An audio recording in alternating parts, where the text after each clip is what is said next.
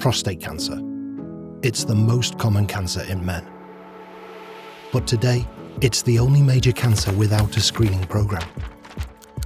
It's about time that changed.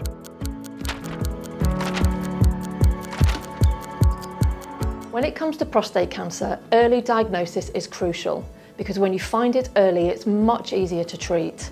That's why a national screening program is so important, to find cancer before symptoms show up. I had the blood test, not even thinking about anything to do with prostate cancer or any other serious issues. So I really had no idea. I had to wait 2 weeks for the results, and he told me I had prostate cancer. I'm in my 60s and yet I'd never had a test. I had that treatment because I found it early, so they said. If I'd have left it another year, who knows what would have happened. For Paul, early diagnosis made all the difference, but it shouldn't be left to chance. In the past, methods for diagnosing prostate cancer were unreliable and often led to men having unnecessary tests that could cause harmful side effects. That's why there's never been a screening program. But our research has led to safer and more accurate ways to diagnose prostate cancer. We at Prostate Cancer UK have given evidence of these big improvements to the National Screening Committee. The committee will decide whether there's now enough evidence to prove the benefits of screening would outweigh the potential harms, and their decision is coming soon. There are 3 possibilities, so here's what could happen next. Screening for all men. If the committee approves screening for all men, this will be brilliant news and the culmination of decades of research and campaigning.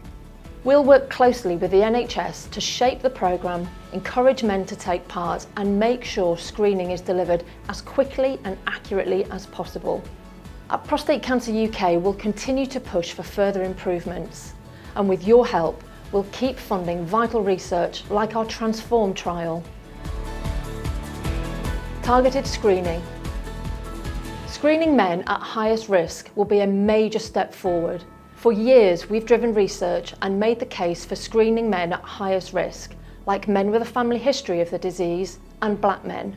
This will help to close the gap and address inequalities in the system, but we won't rest until we have screening for every single man at risk. No screening. If the committee decides there's not enough evidence to tip the balance in favour of screening, we'll be deeply disappointed, but it won't be the end. We'll push politicians to create an early detection programme to make diagnosing prostate cancer faster and fairer. And in the meantime, the first 3 years of our £42 million Transform research trial will give us even more evidence to support the case for screening. Whatever the decision, men can't wait. So we're acting now.